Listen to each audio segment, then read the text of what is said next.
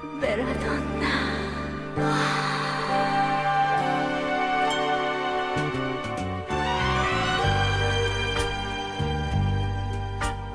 青く透き通るこの肌を明日は愛のため捧げます。Olá, bem-vindos ao Pinguim Dançarino, seu podcast semanal voltado para discutir a animação dos seus aspectos linguísticos. Eu sou o David Ron da Purificação, estou aqui hoje com o Diego Quaglia. E aí, gente, tudo bem? E a Bianca Matos. Oi, gente.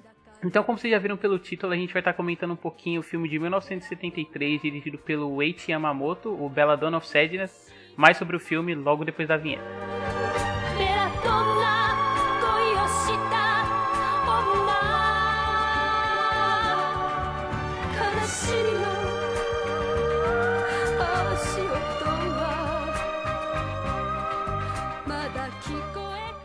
E aí, Diego, fala um pouquinho pra gente sobre o que conta o Belladonna of Sadness. Então, Belladonna of Sadness conta a história de uma camponesa, né, que ela se casa, né, com um rapaz que ela é apaixonada, tá? Ela vai se casar com ele, se casa.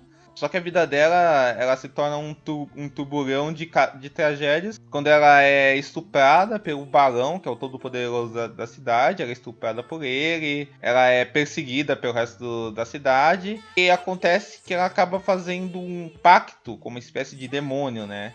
Que acaba motivando uma vingança, né? Que é aquela parte. Uma espécie de vingança que ela vai partindo, e também acaba motivando que ela se torne uma espécie de entidade espiritual daquela cidade que vai fazer frente com os poderosos. E aí ela é acusada de bruxa, ela vira uma espécie de figura espiritual naquela sociedade feudal, e o filme vai tratar desse lado espiritual envolto a todo esse lado político, opressivo e violento da sociedade do feudalismo, né? Então, vocês querem começar primeiro começando pela problemática do filme ou falando do filme em si? Porque eu acho que seria interessante a gente começar pela problemática, né? Porque eu acho que isso é um negócio que vai acabar voltando, assim, ao longo do filme.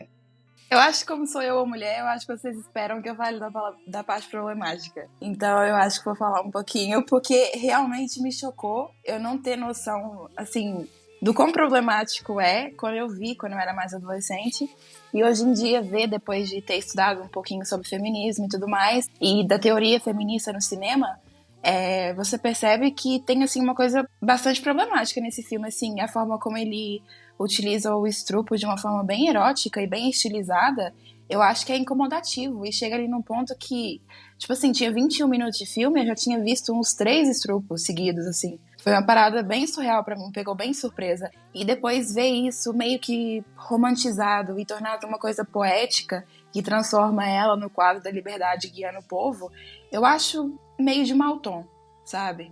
Difícil mesmo, porque quando eu também vi o filme mais novo, né, e aí na época eu não me ligava em causas sociais, inclusive era bem contrário. Mas, pra mim era só a questão do sexo no filme, né, ela se manifestava por fazer parte daquele universo, e era mais o sexo como sexo mesmo. E aí, voltando e revisitando agora, eu percebi o quanto o filme, dentro de si mesmo, ele busca, né, transformar o sexo numa experiência transcendental, assim, pra personagem, que aparece de maneiras diferentes pra ela, mas o uso do sexo presente na narrativa é sempre através de estupro, né? Então, muitas vezes a personagem acaba se empoderando através do estupro, e aí eu também consegui achar isso muito complicado, assim, de rever depois de mais velha.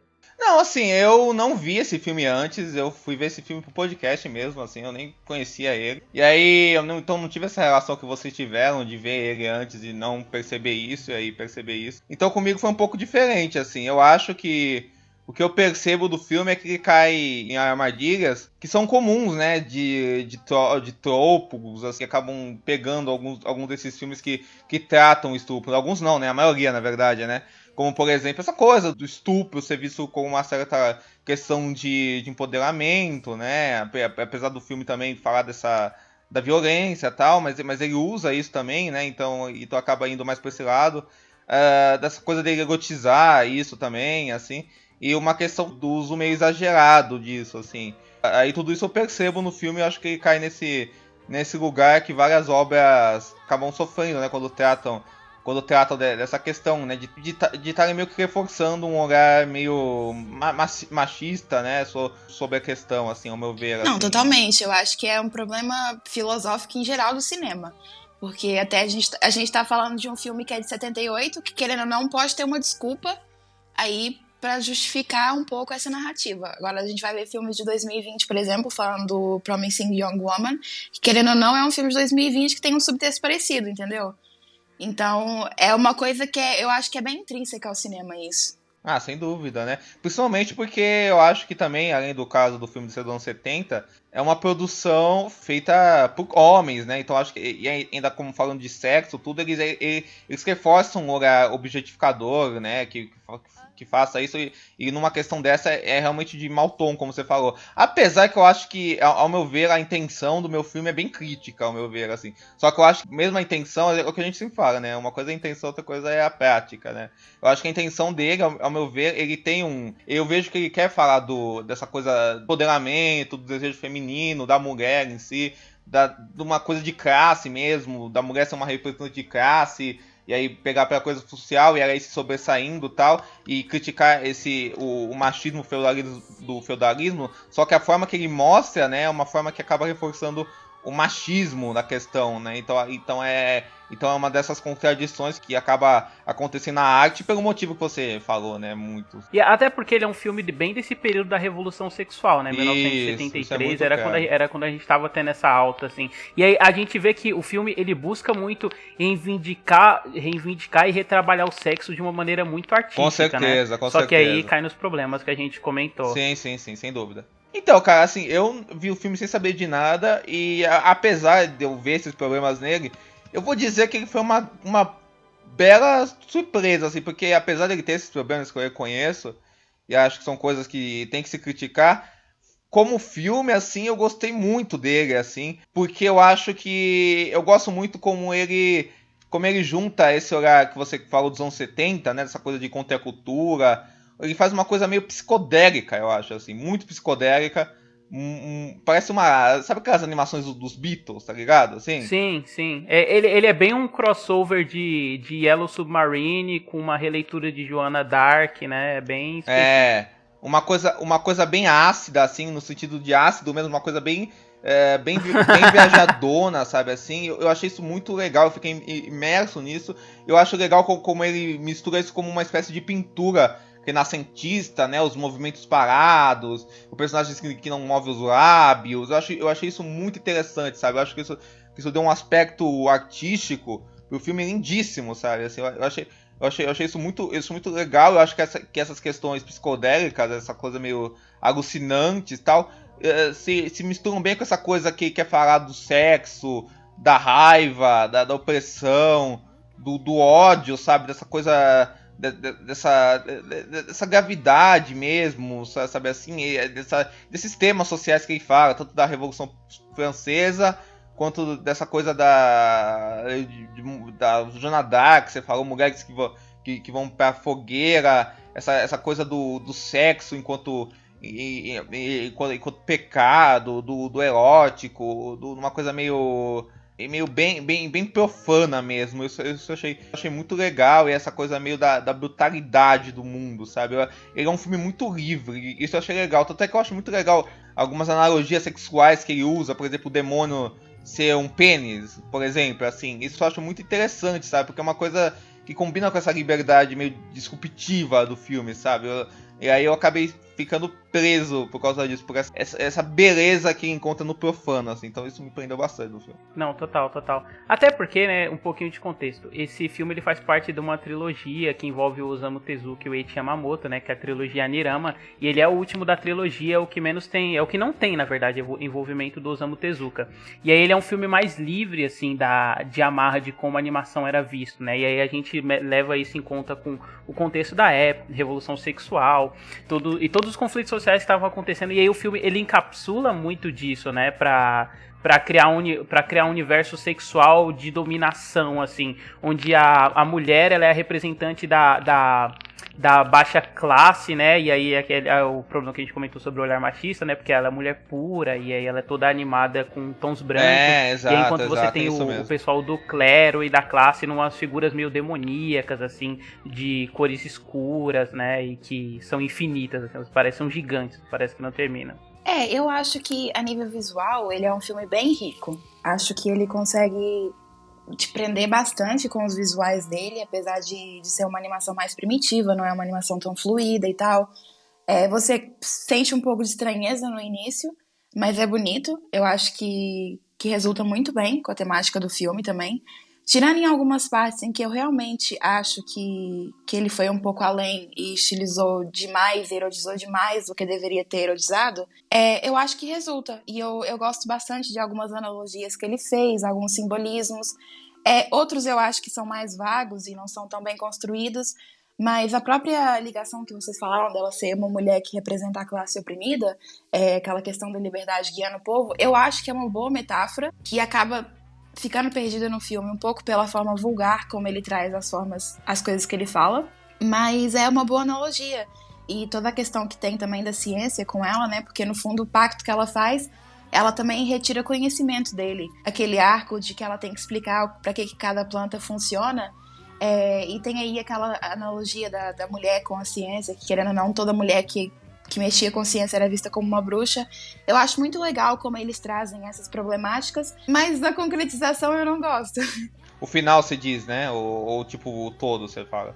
Assim, acho que o próprio final, a forma como termina, talvez se ele não tivesse erotizado tanto, porque a questão é que, por exemplo, a liberdade guiando o povo, ela não tá mostrando o seio porque ela tá erotizando. Ela não tá mostrando o seio porque ela é uma mulher da classe baixa que, de fato, tem roupas que caem, entendeu? E a Belladonna, eu acho que tem ali uma certa idealização sexual dela, de levantar ela como quase uma entidade, como você falou, mas é uma entidade meio Deus Ex Machina, sabe? Uma coisa mais sensual, não sei. Talvez não era muito isso que eu queria. Entendi. Eu acho que é o problema do filme, né? Porque, e não só dele, né? Eu sinto que muito, por conta do male gaze, né? O olhar masculino, eu sinto que muitos desses filmes que tentam trabalhar a mulher enquanto figura de mártir, fica uma coisa meio branco fazendo filme sobre negro sofrendo. Exato. Que tudo é expor ao máximo os sofrimentos sociais da pessoa daquele grupo para conseguir transformar ele no mártir. Exatamente. Eu acho que tanto Belladonna of Sadness quanto aquele filme francês, o Mártir, sabe? Do novo extremismo francês, eles caem nessas mesmas armadilhas, assim. Não, com certeza. Ainda que eu acho que o Belladonna of Sadness, ele funciona muito como uma experiência sensorial, né? Como o Diego falou e a Bianca também, a relação que o filme faz trabalhando todas as imagens quase como se elas fossem pinturas e a câmera com movimentos assim, panorâmicos, né? É muito atmosférico, assim, com a ideia de você retrabalhar a arte e reconstruir ela através do sexo, né? Que sempre foi visto como vulgar. Ainda que, de novo, bata nos problemas que a gente já pontuou aqui. Sim, e acho que é através da contracultura, né? Então você pega uma arte clássica e você adiciona um olhar da contracultura, que é sexo, que é drogas, que é tudo isso, sabe? Assim, essa coisa lisérgica. Então acho que tem tudo isso, assim. Uma coisa que eu gosto muito no filme é que eu acho que ele consegue pegar esse sensorial e dar vários sentimentos daquele lugar de cá sobre isso. Por exemplo, as partes das orgias, né? Que rolam entre os aldeões, sabe? Eu acho muito interessante porque é como se eles tivessem finalmente se libertados daquelas obrigações sociais, submissão, sabe? Então eles estão livres para fazer o que eles querem.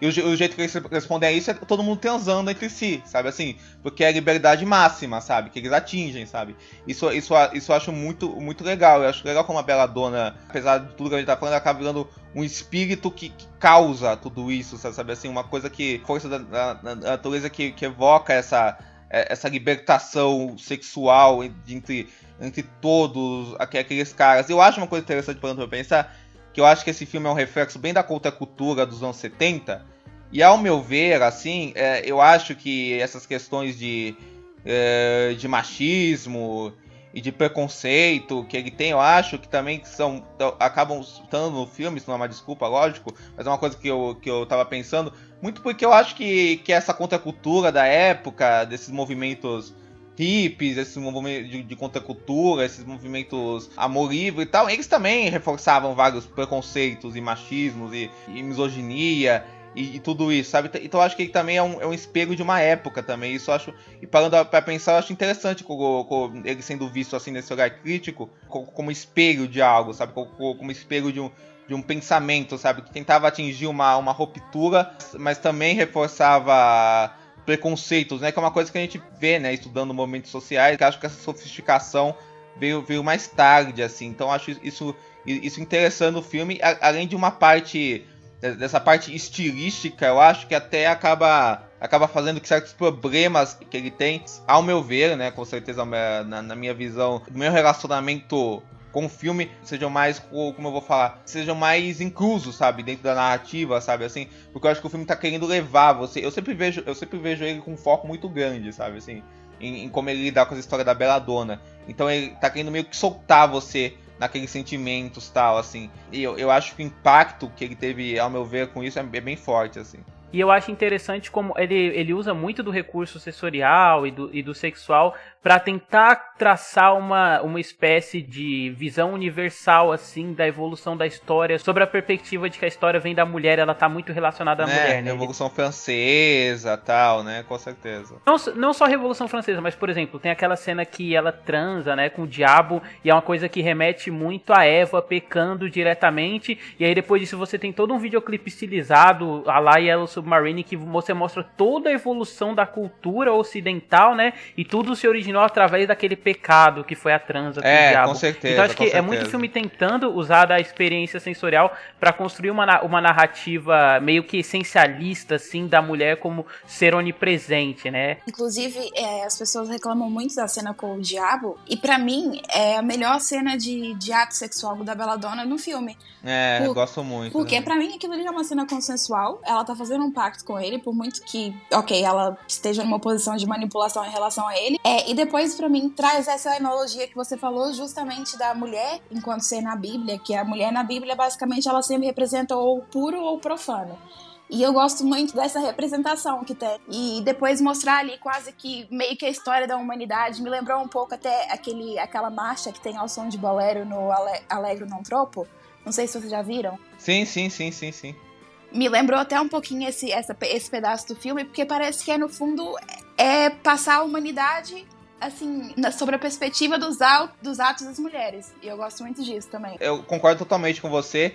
E uma coisa que eu acho que você falou da Bíblia, né? Eu acho que dá pra traçar vários paralelos, né? Com a visão que o filme faz da mulher, dessa mulher, da Belladonna, e também uma visão de como as mulheres são vistas na Bíblia. Você pode dizer que eles são tipo uns correspondentes meio que como Eva e Adão são retratados na Bíblia, né? Ela, por exemplo, ele se acha ou inocente, ou santo, né? E tem essa atitude condescendente com ela, né? O Jean, né? O nome dele, né? E reforçando vários...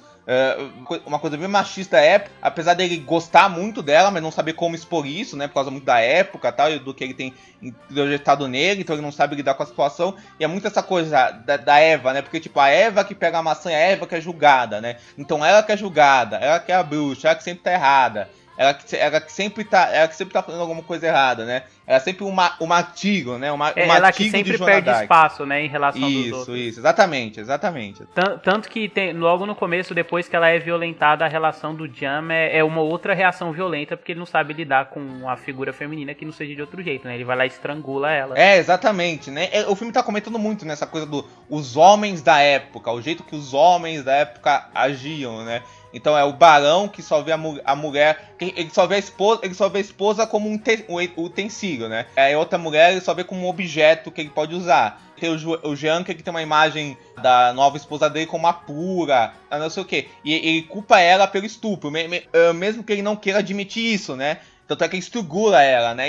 Então são esses homens que não sabem lidar com mulheres, sabe? Assim, porque eles estão inseridos numa sociedade feudal e misógina, né? Então acho que o filme fala muito dessas questões, assim. E é engraçado que, tipo assim, ela no fundo, você falou que a Eva acaba por levar a culpa da nação, da humanidade, e no fundo, querendo ou não, tudo que aconteceu com a Belladonna é por causa do marido dela. Porque ele que não tinha condições pra pagar o dote, né? Exato. E ela que sofreu por tudo. Inclusive, eu acho que, assim, o que esse filme não peca de jeito nenhum é todas as críticas que ele levanta para a igreja e para a sociedade feudalista e para a instituição católica em geral, são todas muito boas. E essa coisa, né, como os alvos desse pessoal sempre são os mais fracos, né, os que menos podem se defender, né, então ao invés do cara sofrer, quem vai sofrer é a esposa dele, né? Porque é a esposa, né, tal. E acaba sendo uma presa mais fácil, né? Pelo jeito que aquela sociedade se move, se constrói, né? E tudo isso também. E eu acho legal como o filme ele trabalha a complexidade das relações sociais, assim, da galera da baixa classe com o clero, né, a igreja. Porque ao longo do filme os personagens eles mudam muito de posição social, né? Porque no começo a Belladonna e o marido eles são pobres, né? E por conta do primeiro pacto ele vira cobrador de imposto, aí ele tem um processo ali de ascensão social. E aí depois com as guerras e conflitos, que o filme faz questão de pontuar, né? Que os homens adoram guerras e conflitos exatamente. e tal. Eles têm essa mudança novamente. Aí depois a Belladonna ela é despida de todo o poder que ela conseguiu, né, quando rasgam o manto dela e mostram que... Eu achei sensacional, inclusive, esse momento do manto, porque é uma coisa, se vocês forem reparar, a função que esse manto tem, assim, é meio que de esconder ela como mulher na sociedade, né, porque o corpo dela tá quase todo coberto. E aí quando o personagem chega, ele rasga o manto, ele coloca ela de novo no lugar que ela supostamente tem que estar, né, que é no de mulher. Aí ele expõe o corpo dela pras pessoas, assim, que usam e abusam do corpo dela de novo. Isso, exatamente. Eu concordo totalmente com você. Inclusive essa questão do corpo e de como o corpo é vítima da violência, né? É como se o corpo meio que pegasse toda aquela violência e refletisse ele. É uma das coisas, acho que centrais do filme, acho que é bem pra mal. E assim, eu concordo muito com você, David. E eu acho, cara, que o filme funciona muito... A gente falou de Creep, Sérgio, tal, Beatles. Eu acho que ele funciona quase como uma ópera também. Eu acho que a imersão nele é muito assim. Quase um musical também, né? Que tem aquelas músicas que acompanham o filme. Tudo isso, sabe? Assim, então eu acho que ele tá sempre vendo tudo isso, todo esse lado clássico do passado... Como uma viagem alucinógena, assim, sabe? Assim, como se tivesse tomado um ácido, tomado um doce, sei lá. Dá um nome aí que vocês quiserem dar. E é legal que o filme, pra cada momentinho, assim, o filme trabalha com 50 metáforas visuais, né, pra querer dizer a mesma coisa. Por exemplo, tem aquela cena lá que tem a peste bubônica, né? E aí você tem a animação o tempo todo tentando emular uma ideia de água e se liquefazendo. E assim, você tem essa água, né, inundando toda uma série de construções e destruindo, mostrando muito como foi a praga, né? E como ela afetou as estruturas sociais, assim, das coisas e como ela danificou aquilo.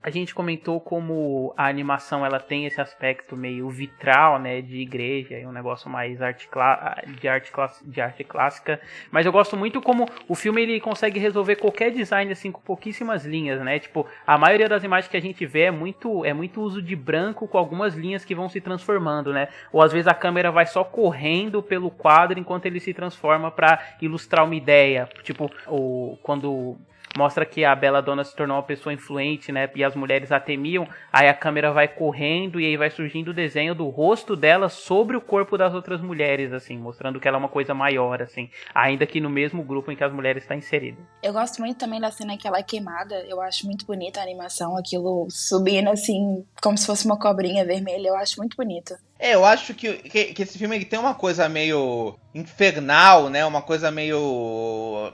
Parece muito aqueles filmes europeus, sabe? Le Vampires, Le Inferno, sabe? Uma coisa meio, assim... Por outro lado, uma coisa meio Call of Duty, sabe? Parece que o cara... Qual que é o nome dele? Enchi? Eiichi Yamamoto. Parece que ele bebeu muito dessas influências, sabe? Assim, do cinema antigo, né? Que tinha essa coisa de um visual quase... profano mesmo, sabe? Que grita profanidade, uma coisa profana, mas também grita temas muito muito religiosos, da fé, sabe? De Deus, do diabo. Eu adoro pensar do diabo também, inclusive, né? Eu amo que pegar o Tatsuya Nakadai pra dar voz pra ele, tem uma voz excelente, né, cara? Ele é um puta de um ator. Então fica muito... O diabo... E varia muito, né, a voz dele. É. Tipo, ele tem, quando ele tá no formato de piroca pequena, Isso. ele fala com uma voz mais fina, que é muito reconfortante. Mais irônica e aí, também, né? conforme ele vai crescendo... É uma coisa meio sátrica, né? É, exatamente. E aí, conforme ele vai crescendo e se tornando uma figura imponente, o dublador vai mudando a voz, assim, é fantástico. Não, ele é excelente, ele é excelente. Ele é fantástico, é um dos grandes atores que tem aí. Eu acho que, pô, tem pegado ele pra fazer esse personagem é muito legal, assim.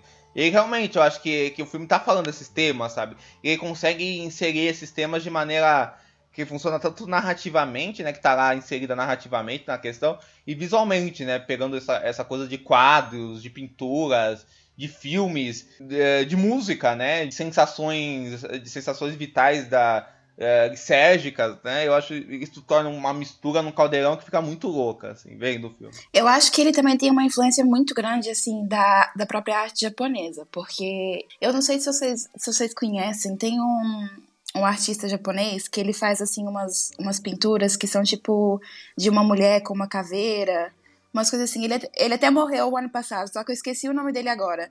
Mas eu vejo muita influência dessas pinturas, e mesmo daquelas pinturas mais clássicas japonesas mesmo, acho que chama Shongu. Não sei se é isso que chama. Eu vejo muita influência disso, em geral. Assim, porque eles têm uma áurea perturbadora, mesmo você vendo filmes clássicos de terror japonês, tipo Onibaba, eles têm essa áurea, assim, demoníaca, de uma certa forma, e uma ligação com os espíritos, que eu acho bastante bonita, geralmente, na arte. Não, com certeza, eu concordo totalmente com você. Eu acho que bonito talvez seja uma palavra para descrever esse filme exata, e uma palavra contrastante com tudo que ele fala, né? Eu acho engraçado isso, né? Essa coisa do ele ser vulgar, ele ser tão indecente, né? Num bom sentido e no mau sentido também da palavra, que eu acho que ele consegue coisas muito boas, assim, decentes, mas ele consegue coisas ruins, né? Que a gente já citou. E ele também ser bonito, belo, né? Ele conseguir ser isso, é uma coisa meio showgirls, assim, também. Esses filmes, assim, conseguem ficar entre esses dois polos, né? Que é interessante. Nossa, você falou isso, mas sabe o que ele me lembrou demais, assim, revendo, ainda mais depois que eu já li o negócio, né? O Prometeia, do Alan Moore. Não sei se já leram. Não, mas conheço, assim, de ouvir falar. Não, nunca ouvi falar. Ah, é um quadrinho, assim, sensacional, né? E aí o Alan Moore, por ele ter esse lado esotérico, ele meio que... Ele gosta de trabalhar com os painéis em formatos de cabala, né? E aí a protagonista também é uma protagonista feminina, e aí o Alan Moore ele usa o filme para trabalhar a linguagem e a mudança da linguagem sobre essa perspectiva histórica e se dando através da femininidade. Olha entendeu? aí, olha só. Só que aí é que o Alan Moore ele é um cara recente, né, contemporâneo, só que aí ele tem muito mais cuidado para lidar com essas coisas, né, tanto que ele lida com o sexo de uma maneira muito diferente, né. Mas é um quadrinho de quando, assim? Ah, o Prometheus é 2008? Ah, tá, mais assim. recente. Porque eu acho que o Alan Moore, no passado, ele já também foi muito criticado, né? Porque por uso de estupro, né? Que ele usava direto, né? Em Watchmen, no Hora Extraordinária, em outras coisas aí, né? O pessoal falava muito disso, né? Eu acho que é o comum, assim, é um ponto comum, assim, pra maioria dos autores que eles sempre dão umas derrapadas nesse, né? Mesmo esses de viés super progressista, tipo Alan Moore, que no caso do Prometheus, né? Literalmente queria fazer o quadrinho Com certeza. feminista, transcendental, esotérico. A gente tá assim. falando de um filme que eu acho que tem essa intenção também de ser progressista, de ser feminista. Eu acho que ele busca isso, ao meu ver, né? Só que aí acaba derrapando essas coisas, assim, todas, né? Com certeza. Ele banaliza um pouquinho, infelizmente. Acabou sendo mais dado do Dolabella do que ele gostaria, né? Eu não diria isso, mas algo assim. Dado Dolabella é foda. Assim. Ai. Então, mas é engraçado que o visual dele lembra muito não, né? Que é inspiração direta, mas os quadros do Gustav Pô, Klimt, não conheço sabe? esse nome assim. Ai, sim, parece muito. É aquele pintor que tem o Parece beijo. muito. Ah, o beijo porra, que é sei. Tons amarelos. E aí é legal que o filme é retrabalhar esses painéis, né? Só que dentro de uma perspectiva de movimento, só que não é criar um movimento no painel, né? É o movimento de correr pelo painel. É quase como a câmera percorrendo um quadro parado, assim, numa galeria. Um quadro parado numa galeria. Que é esteticamente muito bonito. Não, né? pode crer. E uma coisa, cara, eu acho que essa coisa truncada que a animação tem, eu acho muito legal. Sabe por quê? Porque eu acho que funciona com essa coisa também de ser uma arte totalmente subversiva encontrando uma arte e ficar lá parada no museu, sabe? Assim, uma arte do passado, tá ligado? Assim, que a gente vai ver de uma forma passiva, sabe? Ela tá lá de forma passiva, parada, sabe? Assim, aí eu acho que isso por comentário que o filme quer fazer, acaba servindo muito bem, ao meu ver, assim. E por mais que a gente tenha, né, pontuado todas as problemáticas do filme, assim, em relação ao estupro, eu ainda acho que, visualmente, o que ele faz... É que o intuito para que ele faz, eu acabo discordando, né, que é a relação do estupro. Mas, visualmente, todas as maneiras que ele arruma para representar o ato do sexo em si, sem ter que explicitamente mostrar o sexo, eu acho muito brilhante, assim. É foda. Tipo aquela cena mesmo do começo, né, que vai ter a penetração, e aí você só tem as pernas delas abertas e um vermelho, né? Que é o sangue, assim, né? contraste no Exatamente. espaço branco das pernas, né? No caso é o pau, né? Porque ela tá sendo penetrada, Não, mas a pulsação, assim, não, é sim, muito essa sim. ideia. Eu acho que pode ter várias interpretações também, porque ela é virgem, né? Até essa cena, né? Então é o sangue também, que ela é virgem, né? E tinha toda essa questão na época, dessa coisa, né? Da virgindade, né? Até de um valor social pra virgindade, de um valor social, né? pra virgindade, filme, exato. E que no caso do filme ainda é convertido pra um valor monetário, né? Exato. O pessoal tem o direito de estuprar ela. Eu acho isso que você falou muito bom também no filme, né? Eu acho que acaba banalizando isso, mas é engraçado que ele quer mostrar o horror da questão, o horror da coisa, o horror que ela tá passando, mas ao mesmo tempo, depois ele acaba banalizando isso por como ele usa com erótico. Mas eu acho que essa ideia que você deu e que você dá de como o filme quer, tipo assim, demonstrar essa cena visualmente, sem ter exatamente de forma explicitada no que está acontecendo, mas deixando claro o que está acontecendo, eu acho que é uma coisa até bem complexa que o filme faz, assim, que é bem interessante, assim, apesar de tudo isso.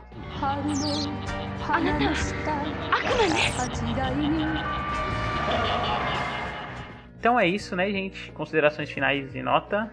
Começando pelo Diego. Opa, cara, considerações finais e nota. Então, cara, eu gostei muito do filme, adorei mesmo. Acho que ele tem esses problemas que acho que deixam ele dar uma caída, que causam um incômodo. Mas acho que ele consegue tantas coisas boas, inventivas, criativas, né, na forma de contar essa história e no que ele oferece de experiência visual, estética, artística, de contagem de história mesmo, que muito me atrai no filme e me deixou bem imerso nele. Eu diria que imersão é a palavra. Eu acho que ele tem tanta coisa pra você ver, analisar, pensar, que eu acho que é muito interessante mesmo. Então eu vou dar um 4,5, assim, e eu acho que é um belo filme, é um filme que eu acho que o pessoal precisa ver, assim, precisa descobrir, assim, porque eu fiquei bem... Foi muito legal de assistir. Então eu acho que um 4,5 tá de bom dado pra ele, assim. Grande filme. Eu vou ser mais modesta e vou dar um 3 pra esse filme. Pelos visuais e pelas críticas à igreja, que eu acho que são muito bem construídas. Infelizmente não consigo dar uma nota maior, porque eu acho que ele realmente banaliza muito a questão da sexualidade feminina. Mas é um filme que vale a pena ver pela experiência. Mas não seja para ver como que essas questões eram abordadas no cinema antigamente. E eu vou de 4,5 também, né? Na primeira vez que eu vi o filme eu teria dado 5, assim, e era uma das animações queridinhas, assim, sabe? Aquelas coisas que você vê e você nunca esquece, por ser uma experiência sensorial e tal. Mas aí, olhando com outros olhos, eu consigo ver muito da problemática que a Bianca citou no começo, né? E chegar a me incomodar também, porque chegou um momento que eu precisei dar uma pausa e ver quanto tempo de filme tinha, que eu falei, não é possível que com meia hora de filme a personagem já foi estuprada 4 vezes, né? Tipo, não deve estar certa essa conta de filme, assim. Mas acaba sendo muito isso. Mas também é o que o Diego falou, né? O que a gente foi pontuando, assim. O filme, ele é uma experiência sensorial que ela é arrebatadora, assim. E sendo essa narrativa e lidando com a opressão através dos corpos e como os corpos se configuram no espaço e se tornam parte do espaço e como isso influencia no próprio processo de formação da humanidade, transformando a protagonista de uma simples camponesa para um espírito de liberdade que vai além do tempo e que esteve presente durante toda a cultura humana. Achei sensacional, assim. 4,5. Então é isso, pessoal. Queria só que cada um falasse onde a gente encontra o trabalho de vocês. Opa, então, vocês podem me encontrar no meu Twitter, @DiegoCoga2, que eu tô lá comentando sobre filme, sobre série, sobre o que eu ando vendo. de vez em quando BBB, mas ultimamente não muito. Tô lá comentando sobre cultura, arte e tal, essas paradas. Também escrevo por alguns sites como Cineplot, tô lá escrevendo sobre cinema lá. Eu escrevo bastante no meu Letterboxd, que é Diego Quara, lá tô sempre lá botando os filmes que eu vejo, tal, as coisas que eu vejo. Eu tenho um canal no YouTube que chama Ficinema, tenho um blog que também chama Ficinema. Participo de um podcast como convidado fixo, que é o Fita Errada. Tô aqui no Pequeno Dançarino sempre e um prazer estar aqui. Então boa companhia, com um papo tão legal. Então é isso, gente, foi um prazerzão. Mais uma vez eu queria agradecer pelo convite. Eu gosto muito de vir aqui conversar sobre vocês, até porque a animação não é uma coisa assim muito do meu ciclo social. Então é sempre ótimo ter um lugar para falar.